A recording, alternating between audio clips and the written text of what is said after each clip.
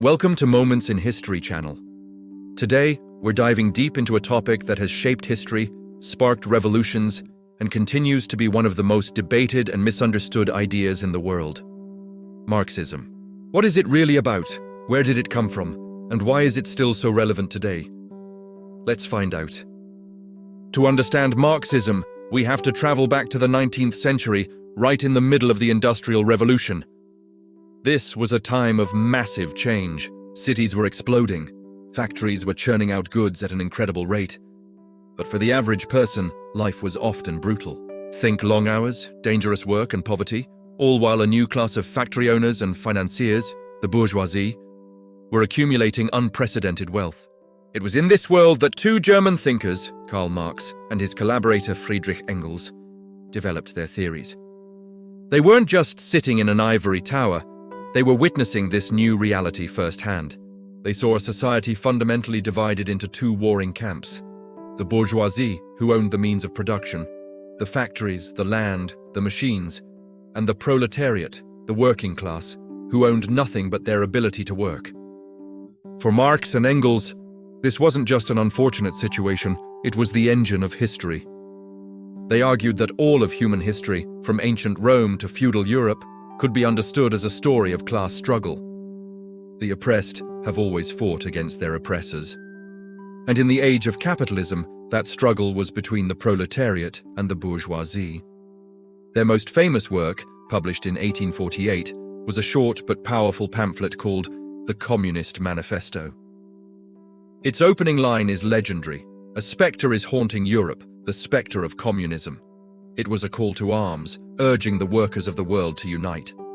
But it was more than just a political slogan. It laid out a new way of seeing the world.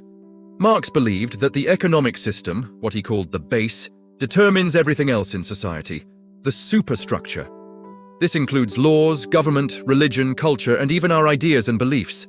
So in a capitalist society, the entire system is designed to protect the interests of the capital-owning class. The government passes laws that favor businesses. The schools teach us to be good workers. And the media reinforces the idea that this is just the way things are. But Marx saw a fatal flaw in the capitalist system. He argued that to maximize profit, capitalists are driven to squeeze as much value as possible from their workers, paying them just enough to survive while keeping the surplus value for themselves. He called this exploitation, and he predicted that this dynamic would lead to capitalism's own destruction. How? Well, Marx believed that competition would force businesses to become bigger and more monopolistic, crushing smaller players. At the same time, the drive for profit would lead to recurring economic crises and a growing, impoverished working class. Eventually, the proletariat would become so large, so concentrated in cities and factories, and so aware of their shared exploitation that they would rise up in a revolution. They would overthrow the bourgeoisie, seize the means of production, and put an end to the capitalist system. This is where many people get a bit hazy on the details. What comes after the revolution? Marx didn't lay out a perfect blueprint, but he described a transitional phase he called the dictatorship of the proletariat. Now that phrase sounds pretty scary, but for Marx, it didn't mean a totalitarian regime run by one person. It meant a state controlled by the working class, for the working class. Its job would be to dismantle the old capitalist power structures, suppress any counter-revolution from the bourgeoisie, and begin reorganizing society. The ultimate goal, the final stage, was something called communism. In this classless, stateless society, the means of production would be owned by everyone, communally. There would be no private property in the sense of owning a factory or a giant corporation. The principle would be, from each according to his ability, to each according to his needs. The exploitation and alienation of labor would vanish, and human beings would finally be free to reach their full potential. It was a utopian vision of a truly free and equal society. Of course, what Marx wrote on paper and what happened in the 20th century are two very different stories. Marxism didn't just stay in books. It inspired real-world revolutions that changed the map of the globe. The first major adaptation came in Russia. Vladimir Lenin took Marx's ideas and adapted them to the specific conditions of the Russian Empire, which was less industrialized than the Western Europe Marx had studied. Lenin argued that a vanguard party of professional revolutionaries was needed to lead the proletariat. This led to the Bolshevik Revolution in 1917 and the creation of the Soviet Union, the world's first socialist state. This new ideology became known as Marxism-Leninism, and it became the dominant form of communism for much of the 20th century. Then in China, another giant of the communist world, Mao Zedong, took a different approach. China was a vast agrarian country, not an industrial one. So Mao based his revolution on the peasantry, not the urban working class. His interpretation, Maoism, blended Marxist theory with Chinese traditions and the realities of guerrilla warfare. From Eastern Europe to Cuba, from Vietnam to parts of Africa, leaders and movements adapted Marxist ideas to their own local struggles against colonialism and inequality.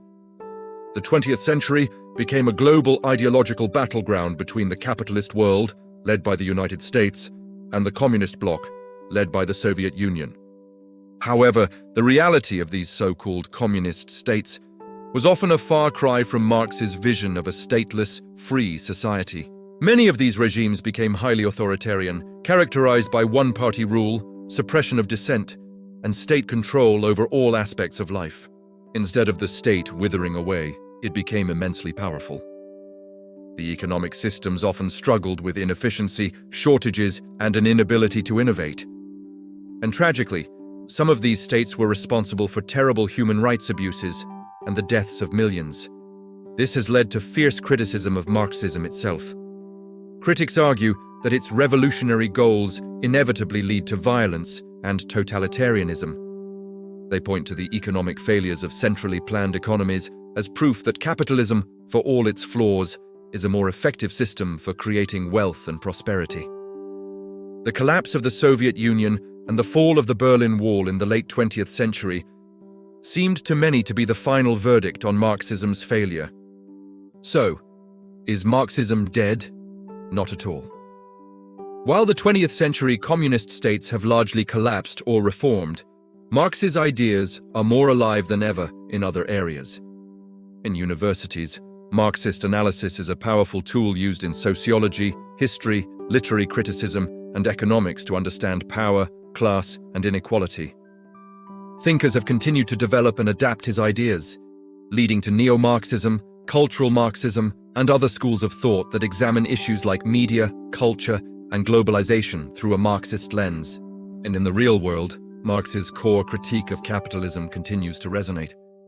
In an age of soaring corporate profits, stagnant wages, the gig economy, and widening wealth gaps, his descriptions of exploitation and alienation feel incredibly modern to many. Labor movements, anti-globalization protesters, and social justice advocates still draw inspiration from Marxist thought in their fight for a fairer world. In the end, the legacy of Marxism is complex and contradictory.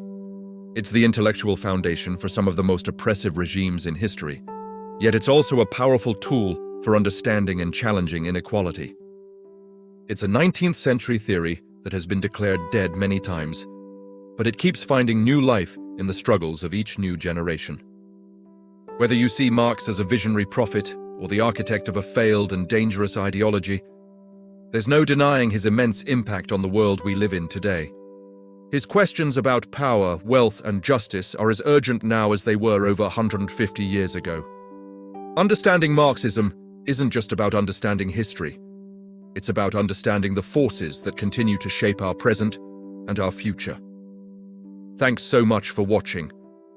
What are your thoughts on Marxism? Is it a useful tool for today or a relic of the past? Let me know in the comments below. And if you found this video interesting, please hit that like button and subscribe to Moments in History channel for more deep dives into the ideas that define our world. We'll see you in the next one.